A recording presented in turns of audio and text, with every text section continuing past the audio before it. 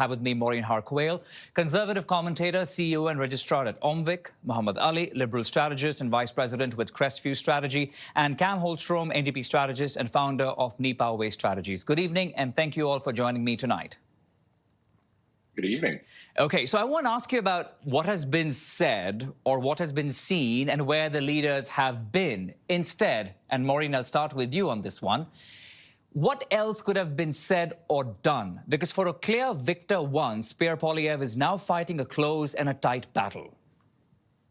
Thanks for having me on, Akshay. And listen, I think the one thing you can say about Pierre's campaign is that he has been steely-eyed, focused about affordability from day one, and even before the campaign actually launched. So his message has stayed consistent. Your question was, what else could have been done, and I think that's the one thing here is that there are forces outside of our country that are impacting the campaign, and of course any conversation or intrusion by President Trump certainly does impact all of the campaigns, and I think all of the campaigns have had to react accordingly. But I think from a campaign perspective, Pierre has been on message, solid since day one. Mohammed, I'll come to you now. For a political rookie, a global economist, though, if this wasn't about Trump and if this wasn't about tariffs, like even Maureen was pointing out, you think Mark Carney can be a unifying leader for Canada? I think Mark Carney is the right leader for this very moment. I think, for the issues around Donald Trump, economic uncertainty, and dealing with what we need nation-building projects. And, the early days of him being prime minister and the very short time before the election kicked off, he did bring provinces together, found cooperation and some commitment towards breaking down barriers between provinces. One of the biggest irritants I think every Canadian has faced for basically the existence of Canada. So he clearly is able to unify the country, unify with leaders and premiers who are of completely different political stripes. There's only two other Liberal premiers right now. So I don't think that there's an issue about his ability to unify. I think his greatest asset is his ability to understand the big picture, understand the economy, and how to make a country resilient through a crisis. Okay, I'll have more on that a little later, but I want to bring in Cam as well. Cam, is this a political test for survival for the NDP, or you think they will be able to bring in double digits, whether it's vote share or it's a seat? And what about Jagmeet Singh next? Well, you know what, it's an existential crisis for the country we're facing, and yeah, it's forcing people to make hard choices. And that means that for some people, they're prioritizing different things, which is why you've seen a lot of NDP vote kind of decamp towards the Liberals. That's something that Mr. Singh could have done something about. I don't think it would have been easy, to be honest, because at the end of the day, there's a reason why people gravitated towards Mr. Carney. But I think that always was the challenge for Mr. Singh and for Mr. Poilievre. You had to sell yourself. This wasn't going to be a moment of why vote against that person. It always had to be about why about me. And I think when it comes down to it in Mr. Singh's future, that's going to be a big part of the post-mortem with this. Honestly, I don't know how he survives this at this point. This is his third campaign, and he's lost seats twice. He hasn't gained any seats. He hasn't gotten any further ahead. The goal of a party leader, one of the big goals, is to leave your party in better shape than you found it. Yeah. And right now, Mr. Singh cannot say he's passed that test because he inherited a party with 50 seats. And if things go the way the polls are showing right now, he will have this party in worse shape than when Audrey McLaughlin left it in the early 90s. Okay. I want to bring in Maureen back into the conversation. And Maureen, your thoughts on what Mohammed was just saying about, how Mark Carney brings in the economic stability. He's been able to, bridge the gap in terms of breaking down barriers. But all of the points that Mohammed was raising were all linked to the economy. Is that the only thing? Yes, it's very important. It's very crucial. It's very significant right now. But is that the only thing that a leader should really be talking about? Maureen? Well, listen, I think all leaders, the key thing ultimately at the end of the day is going to be about being able to get this country to rally behind in a challenging, very challenging time.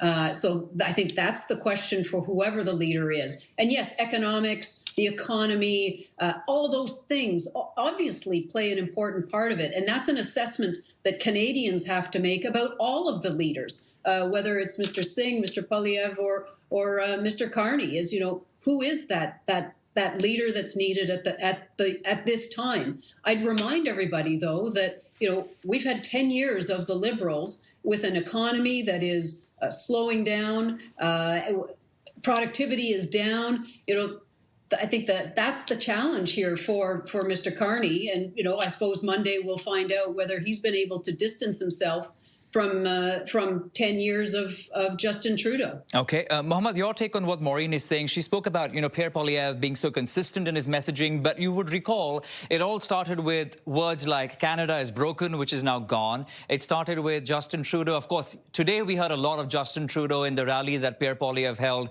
in BC. But your take on the points that Maureen has raised about Pierre Poilievre? I mean, I think Pierre Poilievre has had a lot of struggles in being message disciplined because, to your point, he talked about Canada's broken, that Canadians are stupid, and that he has failed to get out of him that Justin Trudeau is not running for prime minister. The carbon tax is gone because Carney dealt with it right away on his first day as prime minister. And so Pierre has just shown that he is a one-trick pony. So I think his inability to adapt and to also address one of the biggest issues that Canadians are concerned about, which is Trump. Only until halfway through the campaign when, you know, you saw the leaks about Conservatives internally fighting about how the campaign's going, but it's going pretty poorly, because they wouldn't talk about Trump. It's a fundamental issue which impacts everything across the country, from your ability to afford groceries, jobs, and therefore. So okay. I think their inability to be disciplined and actually meet the moment is what is ultimately caving the Conservatives in this election. Okay, I'll talk about the discipline moment in just a few moments, but I want to bring in some graphics we have for you from Poll Nanos. And with the latest polling that shows that how the gap between the Liberals and the Conservatives is bridging, take a look at this. We're seeing Liberals are down by 2 points. Conservatives are slightly up over there. But, I mean, in the interest of Canada, we would, of course, look at the best-case scenario, which would be a majority government, a strong mandate. But I want to hear from all of you on what are you thinking when you look at these numbers? What is the most likely scenario and what's going to happen in your view? I'll start with Cam on this one. Cam, please go ahead. At this point, I have a hard time picturing there not being a Liberal majority, only because the math is is almost impossible for the Conservatives to get to a majority with the NDP in single digits. The splits just don't work. And the thing that works against the Conservatives is that their vote is relatively inefficient. They run up the score in certain places out west, and that doesn't help them win votes in the GTA, for example, or on the East Coast. So whereas the Liberal vote seems to be more efficient. But I think the big thing here has been the collapse of the collapse of the NDP and the Bloc vote. You know, in Quebec, I remember in 2011, when we had our big wave, we won a lot of seats through four-way splits where people won between 30 and 35% of the vote. If I'm not mistaken, there were even a couple who won with less than 30% of the vote because you had these strange four-way splits. Right. That isn't happening this time. So to me, what I'm going to be fascinated about watching coming from this is see what this all looks like regionally, because I think we're going to see the kind of vote turnouts and splits that honestly we have not seen for generations. Like this, at the end of the day, for the parties, get out and pull your vote. But it's hard to say what this is actually going to look like on the ground. Yeah, it is. It is going to be so close, and we'll have to wait. I have a feeling it's going to be a long Monday night. But Maureen, your thoughts on the numbers we're seeing, and where do you think, what's going to happen in your view, likely turnout? Yeah, listen, I think for me, it is about, Cam was speaking to it, you know, what does the ground game look like? We know the Conservatives have a very, very strong ground game. That tends to be one of our strengths. And I think that's where we're going to really be watching to see, you know, if we can really get our vote out. In some areas, we're very, very strong and again, very competitive. But do we have enough in the tank to get our vote out? And do the Liberals get a little complacent and perhaps some people say, well, you know, it's done. There's no need for me to go to the polls. So I'll be watching for turnout, of course, mindful of the fact that there's already 7 million Canadians that have gotten their ballots into the box. So that has been very encouraging. Very encouraging indeed. 7.3 million advance voting, a record there. Last word to you, Mohammed. What do you think? Likely turnout, what's going to happen?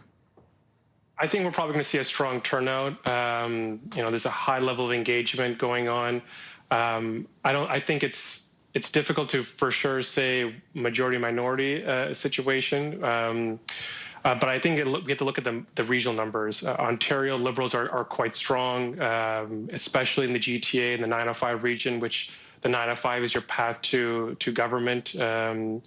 Atlantic Canada is strong for the Liberals. I think the two question mark areas that really will dictate how things lay out is Quebec and BC. Quebec because of the Bloc Québécois seeing a bit of a bump back up. Quebec is always fickle right to the end, so it's always difficult to get a full pulse check right out until the end. And with BC, there, to Cam's point, there's a lot of multi-party races, whether Liberal, NDP Conservative, Conservative, NDP Green, and so forth. So I think that's going to be really difficult. It really come down to getting out the vote and how efficient they are in BC.